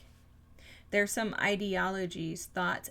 The Hierophant traditionally would represent traditional ways of thinking, institutions. Think about like growing up in church, right? We have thoughts and belief systems that are embedded in our brains. So this is something that's deeply embedded within you. This fear of relinquishing control, losing control, giving over control, and this fear of, I think something to do with loyalty is coming through in this as well. This fear that others won't be loyal to you in the way that you are loyal to them. So you like to have the control of being this emperor, the empress, and giving rather than taking, because when you take or you receive, you feel like you lose control. Maybe people have done things for you in the past and then come back and said you owed them something. Maybe you were taught that if you give somebody something, you know you're going to owe them. Maybe no one has ever showed up for you. Maybe you feel like you've never had anyone actually show up for you without wanting something in return.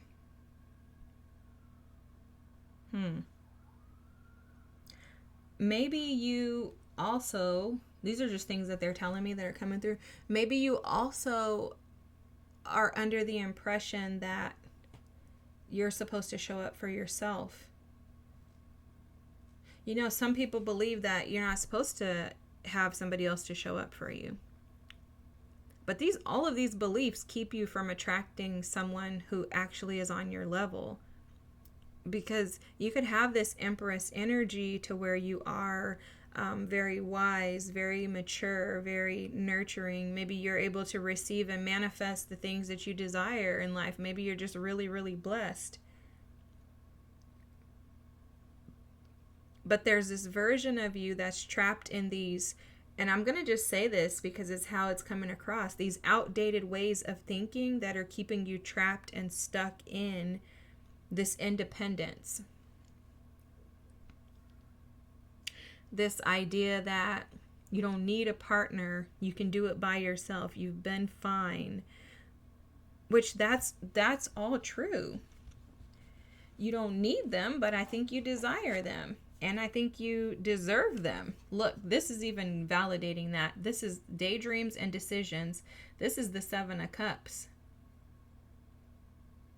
So for you, this is showing up as like confusion around love. There's also something coming through around confusion around what a partnership really should look like. Okay? So that may also be affecting your ability to attract someone different, is that you have these ideas and thoughts that may not be aligned with what you truly desire. So for example, say you think that in a marriage, say for example you think, yeah, okay, let's just go with that one. Thank you, Spirit. They're like, yeah, just yes. Okay, so say for example, you were raised and have this belief, maybe even now, that when you get married, you need to sleep in the same house, in the same bed. But maybe in your independence and establishing this lifestyle that you live, which is fully blessed, right? Amazing with this Empress energy. Maybe you have this idea that I don't really want to like share a place with somebody. like, because you know what they're showing me? So there was this guy that I was dating, and he told me, let's get married and live separately. And I was like, fool. That is not the way that it works. Well, he had been married and divorced, and he was like, we don't need to like live in the same house. We don't even have to live. He's like, okay, at one point he was like, okay, we can live in the same house but not in the same room, or let's at least just have like spaces where we can go and be independent. And I was like, no, that doesn't even make any sense. No, if you're married, you're supposed to stay together in the same house, in the same room. But in your independence, maybe you've learned to love your own space. And so maybe you're trapped in this idea that I don't want to be in a relationship where I can't live with the person, because if I'm married, I have to sleep in the same bed and in the same house as them. But then that keeps you in these, like, this war within of like, oh my gosh, forget it. I'd rather just not have anybody, just ward everybody off, because that doesn't align with what I really desire. And so I think that they're speaking to the fact that your thoughts and your ideas, your identity, and the way that you identify and visualize and desire to have relationships, maybe that is evolving and changing. Maybe that's expanding with this Sagittarian energy here, the 9th house. And so it's almost like you're attracting the same type of person because you're not allowing your energy and your mind to expand in what you believe now. Like maybe there's, because it's, you know, this Hierophant energy is Taurus energy. It can be very stubborn. It can also stay stuck. And I know because I have Taurus in my top 3. We can be stuck and trapped in our outdated thoughts and ideas because we just don't want to catch up, because we just kind of get comfortable there and it's cozy and it's like, this is all I know. I may as well just stay here, right? It's like that warm blanket when you have to get up and go to work when it's raining and snowing outside. You're like, no thanks, I don't want to. This daydreams and decisions card is really calling you out, as the rest of the reading is. Sorry, but this is what's happening when you come to my channel. It's just what happens. We're here to get the truth so we can heal, resolve, move on, grow up, glow up, and live our best lives. But anyway, so what's happening here though is that your team is asking you to dream again. That's the first part of it. Dream again and expand your dreams into a life that aligns with who you are today, not who you were when you were a child, nor what like the pastor or your parents, grandparents, etc. taught you. Who are you now? And what is it that you desire in a relationship? And I think once you establish that, you would begin to attract the right people. But it has to start with you first, identifying, establishing your own identity. Who am I? What do I like? What do I not like? I think you know these things, but with this 7 of Cups energy here, I don't think you've ever actualized them or identified them. I think you've just been spinning them around in your brain, but not actually putting pen to paper to say, I am this, this, this, this. This type of relationship works for me. This type of relationship doesn't work for me. These are things that I will compromise on. These are things that I will not compromise on. And these are things that I used to think about love, partnership, relationships, and marriage. These are the things that I think now. And this is what I see or desire in the future for a relationship. And I think once you remove the limitations of those outdated ideas and thoughts, oh my gosh, guys, you absolutely... Oh my gosh, you absolutely, wow. You absolutely are going to attract what you desire, okay? Wow. You may even already have someone that is in the, let me tell you how they're explaining this, Knight of Cups. This person is not here. It's almost like this person has been energetically halted or put on like a standby, I guess you could say, until you're prepared for them. Okay?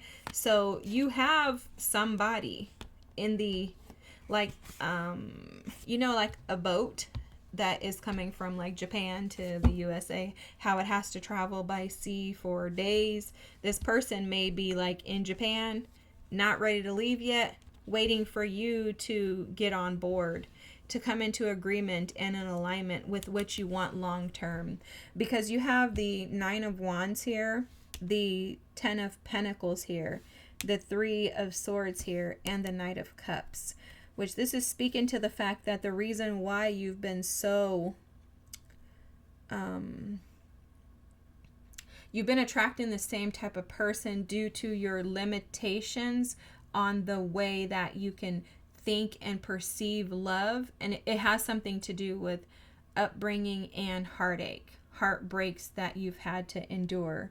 And so what that's done is it's kind of kept you on guard to where you've protected yourself. This Nine of Wands for you is representing you protecting your identity, probably because you lost it in someone else or someone's else. So you've been protecting your identity, and in protecting your identity, you've been, like I said, getting on the ground, messing with, or dealing with, not messing with, but dealing with scallywags, because you haven't been thinking about long term. You haven't taken long term into consideration. And I do think that this long term is why they're asking you to put pen to paper to this.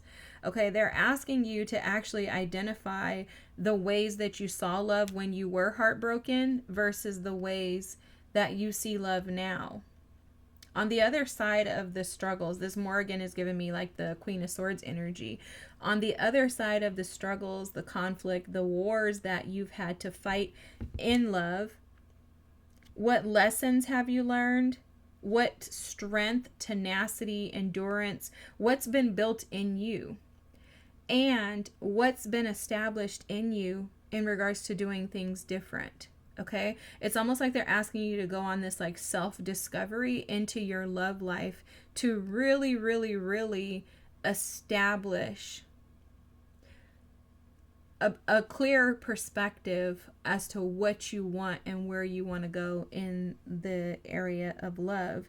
And I think that's going to shift your energy and support you in establishing connections that are what you desire.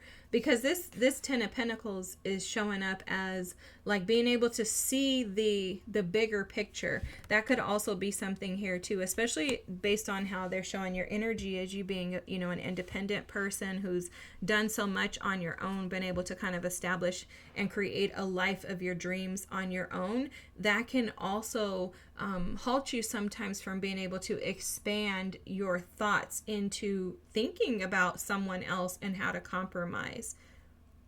So that's coming through for you as well. I'm also seeing something in this Nine of Wands in regards to your shadow.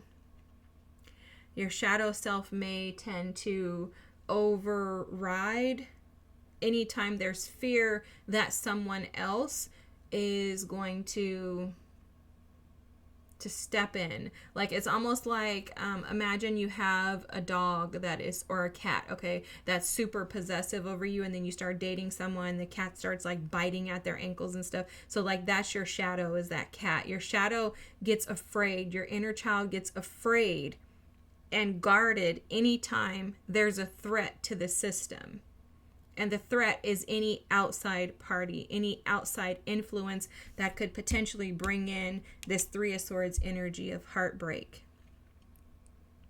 But a part of healing that past heartbreak is taking a risk on yourself. But first you have to establish that risk, and that's going to support you in not attracting the same type of people that you've been, because you'll have an identity in love.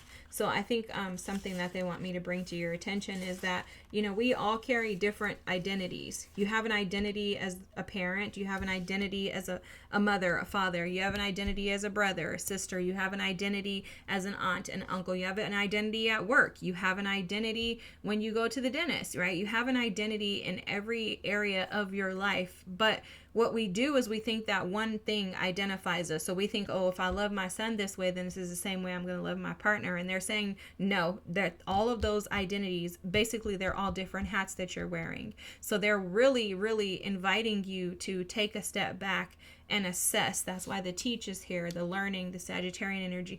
Assess the hurts, the wounds, and how you've grown and expanded beyond those things, and what you want long term. Because this Ten of Pentacles is representative of long term stability, legacy. Okay, so you may be over 50 or something like that. You don't have to be, but that's just coming through. You may be over 50 and maybe reestablishing a life and an identity. And so you're being asked to figure out exactly where this would fit, a relationship fits into your life, and do these scallywags on the ground align with your long-term plans for success. Okay, so let's look at the Morrigan card. And if you want to take a picture, feel free to do so. I'm going to read and then we will carry on and close out your reading. So the Morrigan, fight. The Morrigan is a fierce Irish goddess associated with war, prophecy, and fate. A shapeshifter. She was said to stir up war and then choose who would live or die. Her ravens represent transformation, vision, and the courage to face the unknown. You need to fight for what you want. Don't behave in a way that makes you ashamed of yourself, but do fight fire with fire. The Morrigan, aligned with Aries energy, is calling you to rise above your fears. It's time for bold action. Gaze into the murky depths of self-doubt, fear of failure, or hesitation. They are what's keeping you from fulfilling your true potential now. Once you get through that, you can get to the other side of your desires and achieve your goals. Remember that real courage is not the absence of fear, but the willingness to act despite it. It's awesome. The Morrigan famously stirs up fear and confusion. That's part of her modus operandi. Any chaos in your life now is to draw your attention to what needs to change and to the very reason why you asked your question or drew this card. Resist and clear limiting beliefs that tell you you're not strong enough, not worthy enough, or not ready. Get ready to fight if you have to. Wow. Oh my gosh. And I'll let you take a picture of the additional meanings for this card if you're interested. Guys, this is a beautiful reading. You are on the road to success. Remember, this little, oh my God, the freaking Ace of Pentacles is underneath this, guys.